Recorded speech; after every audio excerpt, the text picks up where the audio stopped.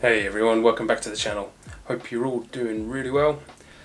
Today's video is the last in my film series where I get the film out of this and develop it in this. This is only the second time I've developed film, so it's going to be a bit manic, but I've got all the bits, I've got all the chemicals, and it's going to be a case of getting the film out of the camera using a dark bag. Once I've got the film out of the camera and into the Patterson tank, I can then get all the chemicals in and start developing that. Okay, so the first thing I need to do is open up the dark bag, and essentially all this is just a black bag. No light can get into it, and a zip on the end of it to be able to get everything into it. So the plan is to pull out most of what I need ready. So we've got the tank itself, we've got the stopper on the top, we've got the spindles. So because I'm doing 120 film, what I need to do, I only need one of these, and I need to basically extend it so that the film slides in between. Excuse the noise. Yeah. So all I need to do is slide the film in between these two little gaps. Hopefully you'll be able to see there. If not, there. So we've got two little end gaps here, and then in there we've got two little ball bearings that work as like a little ratchet. So the idea is it will slide the film into the spindle. So I need to get spindle, Patterson tank, lid just in case, although once this goes on it should be light sealed. And the idea is get all of it put into the bag, and then you shove your hands in from this side, and then you've got to work your way into the bag and then try and get everything out of the camera. You then got to work the film into the spindle and then into the Patterson tank. So first step is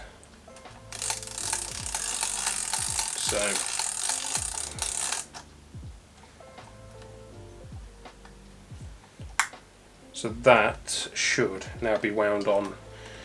So on the bottom of the camera I've got a little locking mechanism, so all I need to do is just open that,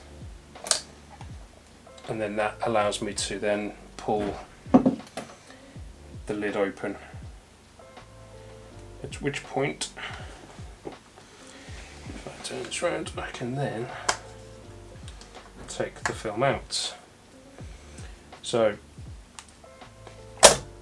that's that. I can then close that back up and put that to one side. So if you didn't want to develop it straight away, you have a sticky pull tab that you can use to keep this closed. For now, in fact, I think just to make sure that it doesn't unravel, I'm gonna loosely put that on there. Okay. So, right. Next step is to get everything into the bag.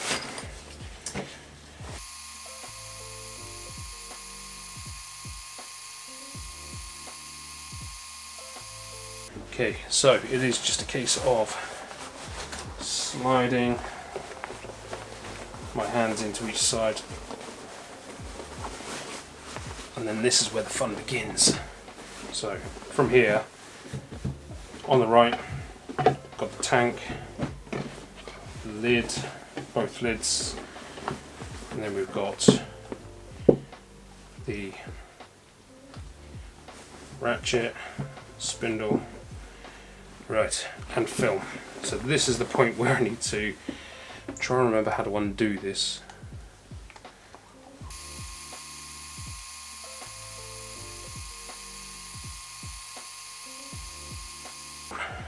Right. Oh, there we go. Job done. So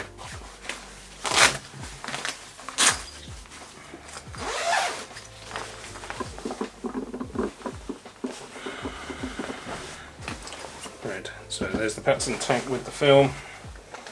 There is the backing. So this can, if you unravel all of this, that can all go in the bin. And you can always keep hold of those. It's good to keep hold of these just in case, because you need this in the camera to wind the film onto. So if you lose them, you've got spares. So this is now basically light sealed. The film's in there on the spindle, and I can lift this lid off and pour in the chemicals and the water. So the first thing I need to do is wash the film. And what I need to do is make sure that I've already got some water ready. What I need to do is make sure that it's at 38 degrees. Okay, so the tolerances on the temperatures are fairly tight. So the developing temperature is about 38 degrees, which is about 100 degrees Fahrenheit for those not in the UK. The tolerances are between sort of 0.5 and 1 either side of that number. So very, very tight. I believe black and white film is a little bit more forgiving and the temperatures are a lot lower. So what I'm doing is I've got a thermometer which is just checking the temperature, and we are just over 38 degrees. So what I'll do is, and this is going to be the fun part, this is going to come out very funny colour. And a bit of advice, get lots of kitchen roll or a cloth, because you are likely to spill. So let me do this over here.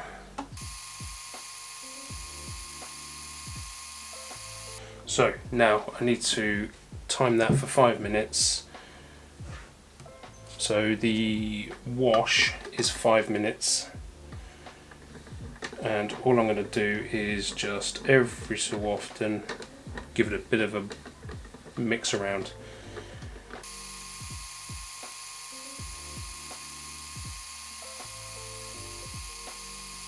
Right.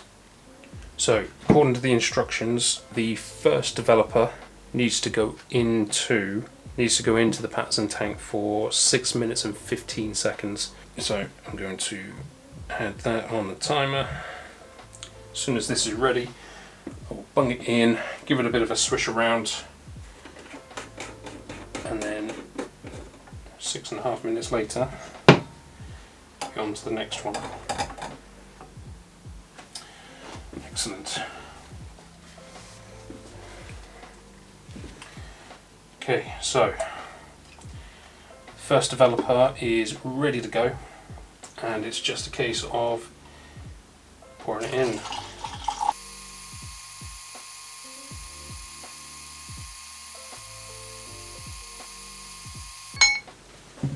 Okay, right, that is now that's done. Take that out. This is where the paper towels or towels come in handy. I might actually need a tea towel. Now this goes back into here. just so I don't spill anything.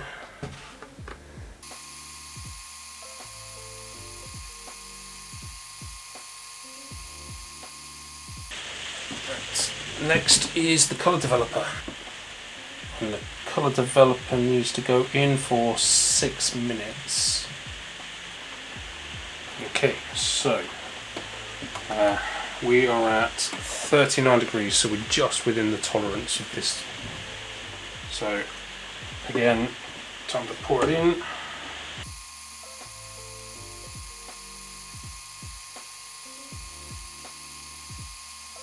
That's that one done, so that's stage 2 done. Now it's time to pour the chemical back in.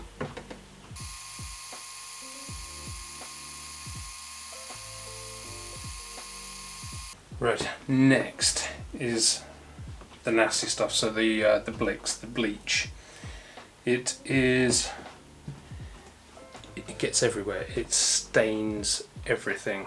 So last time I wore gloves, so if I get any of this on my hands, it's all on me. But I don't know if you can see that, but we are 38.4. Now on the instructions this says 97 degrees Fahrenheit, so that's a few degrees lower than it needs to be. But the last time I did it about the same temperature and it was fine. So this one you need to be careful with.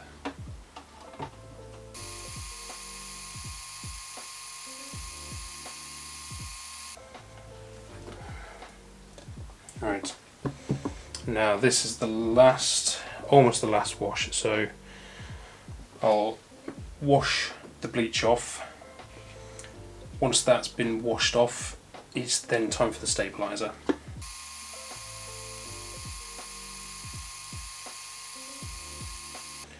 Okay, so we're almost done with the last wash. Next will be the stabiliser. So this is just basically going to stop any of the developing process happening. Once this is in, developing gets stopped, and then that's it. The film is good to go. Now this only needs to go in for 1 minute, and what I'm going to do is just continually swish it around. Okay, so bit of a palaver. Like an idiot, I didn't realise and didn't remember, but I need to keep the stabiliser at room temperature, so I've just had to cool it down a bit.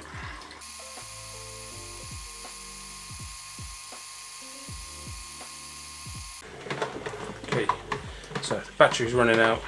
I've got 2 batteries, one of them's run out, the other one is just about to run out, but that is 1 minute swished around, so that is it. As soon as I get the battery, a spare battery, I will show you what's on the film. Okay, so bit of a palaver towards the end. Managed to warm up the stabiliser without actually needing to warm up the stabiliser. But this is now ready to open, so big reveal. Very, very nerve-wracking. Right, so we can shove that in there. Okay. Right, that's not looking good. So I think I've got it messed up somewhere. I unravel this. I think some, oh, no, some are all right, and some are not. So what I need to do is just squeegee this down just to get rid of any excess liquid. If I hold it a bit further up. There we go. Right. And there we go. As you can see, if we turn it the other way up, there are some pictures. But there is clearly something not right with some of them. Not entirely sure what the deal is with some of these. What I'll do is I will get them up on screen once I've taken shots of them, and I can, if anyone who knows film cameras, Provia 100, they might be able to give me an idea of what's going on, because I don't have a clue. But that is the film developed. Right, time to hang this up and wait for it to dry.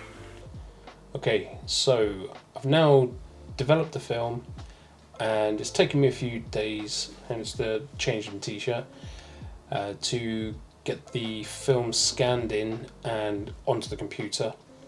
I've now got those up, and I'm now going to go through and just show you what it is that I was able to get out of the film camera. As I've shown you previously, there are some that haven't come out right. There are a few of them which have got some issues. Now, I'm not 100% sure, but I'm pretty sure that this is down to light leakage. So for anyone who doesn't know, light leak is when the film gets exposed through gaps in the camera itself. So I'm not entirely sure which direction. I think it's on this side of the camera, but if it is light leak, then for whatever reason some light has managed to get into this part of the camera, and then it's partially exposed the film. In this one of the Devil's Den, it's basically ruined the entire image because it's just gone straight across, and the only part that you can actually see is the top section. It'd be interesting to see if anyone in the comments has an idea whether or not I'm correct in thinking it's light leak. If it is that reason, just shout it out, let me know. If it's not, I would be interested to find out what that is. So if I go, so we got 2 shots in total for the Devil's Den ruined because of light leak, or what I think is light leakage. And again, over on the left hand side is just completely exposed, and then it sort of bled into the right hand side. One of the shots for, well, there are several shots for Burnham Lighthouse, and they vary depending on the amount of light leakage. This one is pretty bad, so this again has gone pretty much over, which is a little disappointing because this was the one that I got the most amount of detail out of the sky, but not the end of the world. I did get some digital shots as well, so hopefully those aren't too bad. The last one is, now I'm not 100% sure what this one was.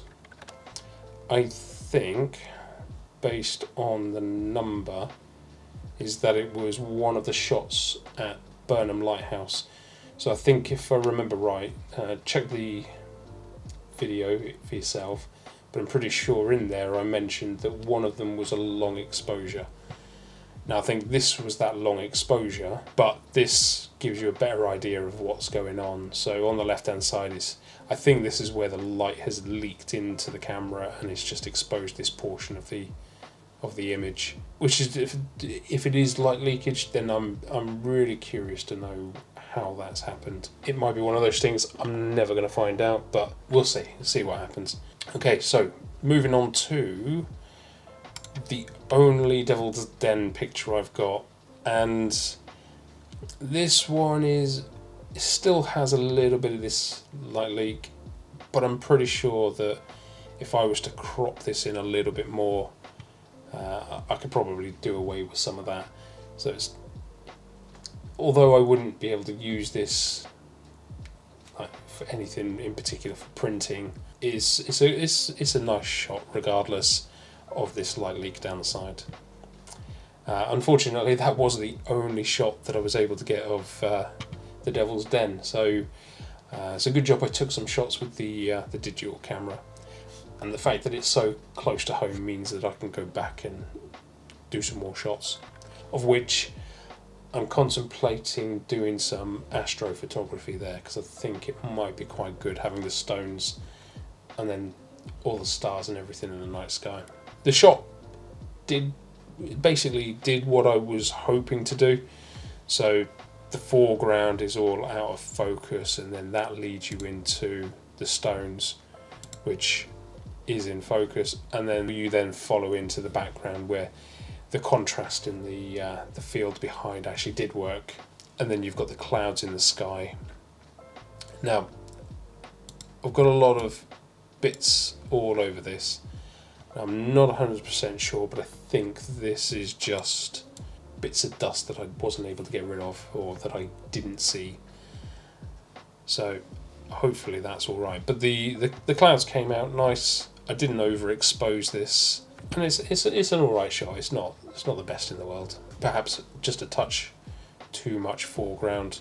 But if you remember in this video, I think it was in this video that I mentioned that we got two lenses. You've got the viewing lens, and in fact you have the viewing lens, and then you've got the taking lens, and the difference between levels in those two lenses means that what you're seeing in camera is a little bit higher than the actual shot you're taking.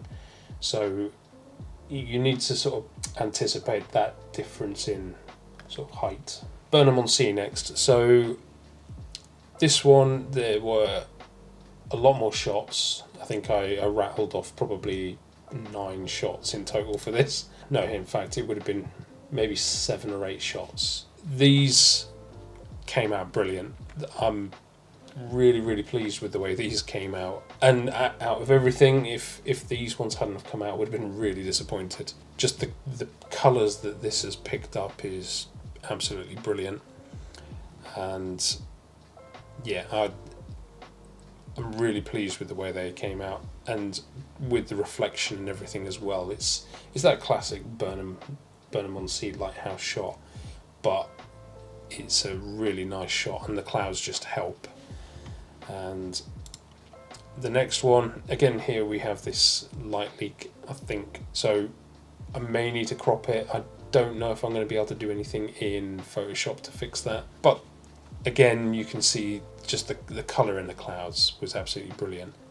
I was well pleased with those. So in the video I mentioned that I was about to pack up, and as I walked to the camera, I had a look in the viewfinder and just seeing this pin of light coming through the legs of the lighthouse. My immediate thought was just sunburst. So basically had a little tinker around, tried to get the settings that I would usually use for doing sunbursts or starbursts, and basically took a couple of shots for that as well. But this one has got some nice clouds in the sky. It's not overexposed. You've got a nice reflection in the bottom of the lighthouse, and you've even got a tiny little sunburst creeping through the legs on there as well. But the next one is just it's really cool. It's just the fact that the sunburst is massive.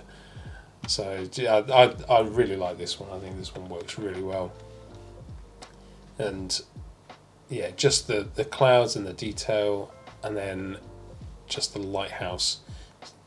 Quite an iconic shot for that area, I think. But it was really nice to have this and yeah, be able to get that type of shot there.